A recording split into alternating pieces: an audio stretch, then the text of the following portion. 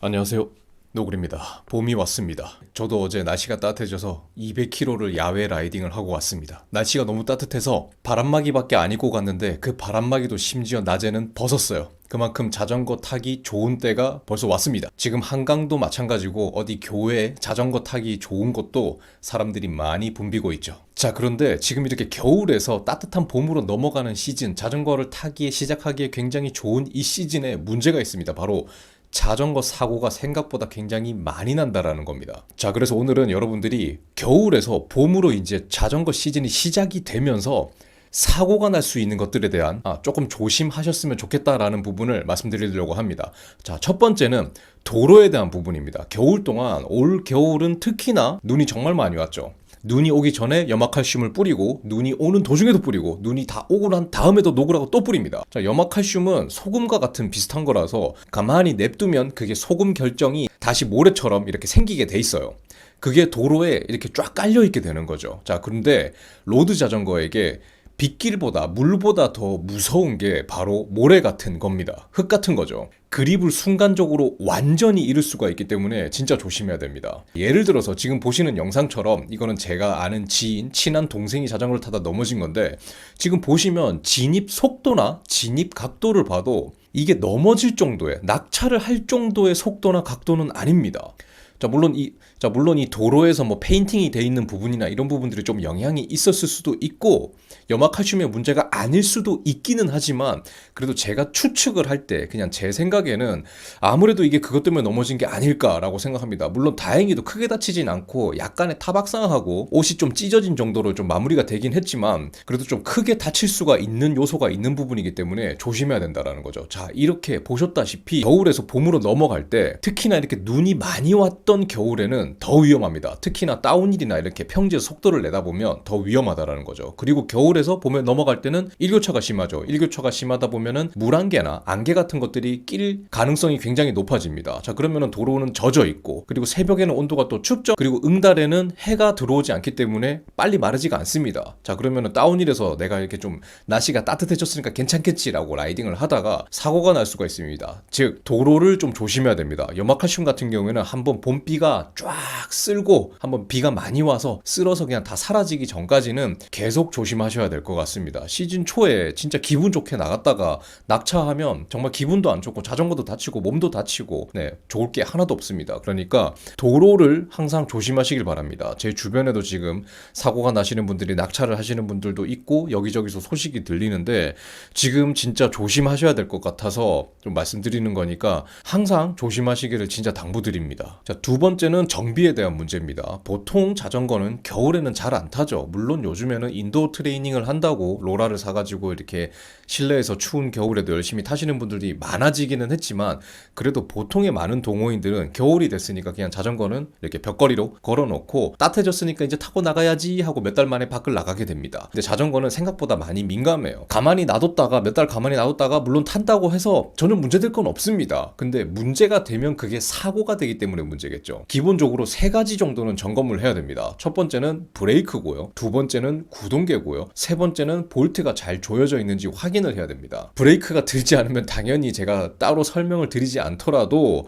큰 사고가 난다라는 거는 잘 아실 겁니다. 다운힐을 내려가는데 브레이크가 잘 안 될 수도 있어요. 브레이크는 기본적으로 케이블 방식 같은 경우에는 케이블이 늘어날 수도 있는 거예요. 가만히 있는데도 철이니까 안 그럴 수도 있지만은, 변속기도 마찬가지입니다. 근데 이게 라이딩 도중에 문제가 생겨서 당황을 하게 되면 그게 낙차가 되고 사고가 되고 다칠 수가 있기 때문에, 그래도 한 번 정도는 꼼꼼하게 점검을 하시는 게 좋습니다. 브레이크는 기본적으로 담력이 제대로 들어가는지, 그리고 좀 늘어나가지고 이렇게 좀 제대로 안 잡히는 게 아닌지, 그리고 브레이크를 케이블이 잡고 있는 그 볼트도 한번 좀 조여주는 것도 좋은 방법이 될 수가 있겠죠. 구동계 같은 경우에도 변속이 잘 되는지, 뭐 어디 씹히는 데가 없는지 한 번씩 탁탁탁 변속을 해서 보시는 게 좋고, 또 한 가지는 볼트나 이런 것들, 특히나 카본 제품을 쓰시는 분들은 적정 토크로 그게 잘 조여져 있는지 확인을 해야 됩니다. 볼트 같은 경우에는 아닐 수도 있지만 풀릴 수가 있기 때문에 풀린 상태에서 만약에 내가 핸들바를 잡고 이렇게 라이딩을 하는데 평소에는 밟아도 전혀 문제 없던 뭐 홀이나 이런 거를 밟았는데 핸들바가 푹 내려가서 뭐 문제가 생길 수도 있고 C4가 갑자기 내려갈 수도 있고 그런 걸로 인해서도 당황을 해서 낙차를 할 수가 있기 때문에 토크렌치가 뭐 저렴한 것도 있으니까 한 번 정도 좀 조여서 적정 토크로 볼트들이 조여져 있는지 체크해 보시는 게 좋습니다. 요 세 가지 정도만 기본적으로 정비만 해도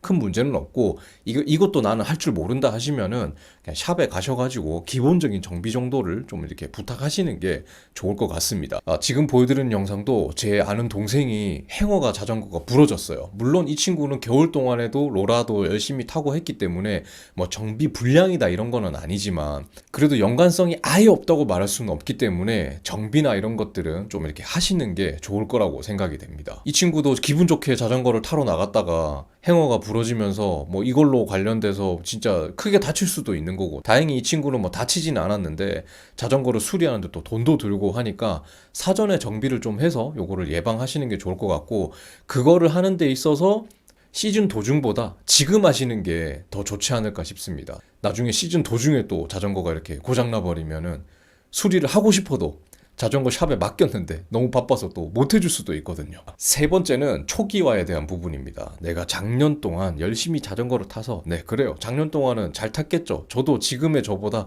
작년에 제가 훨씬 더 잘 탔으니까요.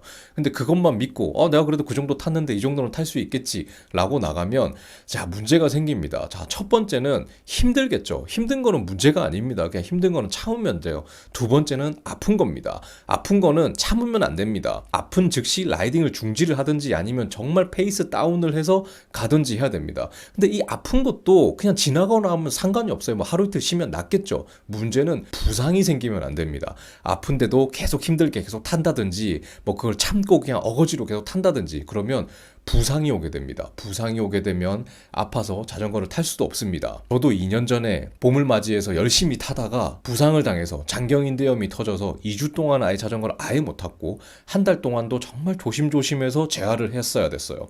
그리고 그때 다쳤던 장경인대염은 저를 거의 2년 가까이 저를 괴롭혔습니다. 즉 부상을 당하면 안 됩니다. 근데 여러분들이 이게 좀 사람의 마음이라는 게 또 그렇잖아요. 그러니까 거기다가 겨울 동안 많이 활동도 안 해서 내 몸의 가동 이런 거나 근육이나 심폐나 이런 것들은 떨어져 있는데 그거를 막 그 내 멘탈만 그 남아가지고 그거를 조지다 보면 몸이 그걸 버텨줄 수가 없는 거거든요. 그러니까 몸을 천천히 좀 올리고, 뭐 우리가 뭐 그렇게 엄청나게 잘 타시는 분들은 상관없지만 그냥 일반 동호인 수준에서는 몸을 천천히 올리고 워밍업도 좀 하고 내가 이렇게 좀 이렇게 킬로수도 좀 늘려가면서 어느 정도 적당한 선에서 몸을 올려가면서 타야 부상이 없습니다. 부상이 생기면 다치는 거랑 똑같아요. 자전거 못 합니다. 그러니까 그 부분도 좀 유념하시면은 좋을 것 같아요. 어떻게 보면 시즌 도중보다, 그러니까 뭐 봄, 여름, 가을 이런 때보다 지금 사고 소식이 더 많이 들립니다. 주변에서 제가 최근에만 들은 사고 소식이 한두 건이 아니에요. 확실히 한 겨울보다 지금 이제 봄으로 이제 되다 보니까 지금 포인트가 사고 나기에 가장 좀 많이 사고가 나는 그런 때가 아닌가 하고 생각이 듭니다. 자, 그러니까 우리가 벚꽃 구경도 가고 이렇게 꽃놀이도 가고 날씨 좋고 따뜻할 때 자전거를 제대로 즐기기 위해서는 아직은 좀 자중하시길 바랍니다. 그러니까 뭐 자중한다라는 게 뭐 타지 말라는 말씀은 아니고요. 그냥 타더라도 평소보다 내가 생각했던 것보다 오늘 계획했던 것보다 조금은 느리게, 뭐 조금은 경치를 좀 더 보면서 이렇게 타시면은 이제 올해 또 즐거운 시즌을 맞이할 수 있지 않을까라는 생각을 하면서 오늘 여러분께 당부 말씀을 드리겠습니다. 오늘은 좀 긴급하게 여러분들이 좀 이렇게 들뜬 마음에 따뜻해진 봄 기운 때문에, 따뜻해진 햇살 때문에 기분 좋게 나가셨다가 혹시나 또 사고가 나서 한 시즌의 계획을 다 그르칠까봐 영상을 만들어 봤습니다. 그러면 항상 가장 중요한 거, 가장 중요한 거는 항상 무조건 안전입니다. 무조건 안전. 첫째도, 둘째도, 셋째도 그냥 다 안전이기 때문에 안전하게 시즌을 이렇게 즐기시기를 바라면서 오늘 영상은 여기까지 하겠습니다. 오늘 영상이 조금이나마 도움이 되셨다면 구독과 좋아요 부탁드리고요. 다음 영상에서 또 뵙도록 하겠습니다. 그러면 다음에 뵐게요. 감사합니다.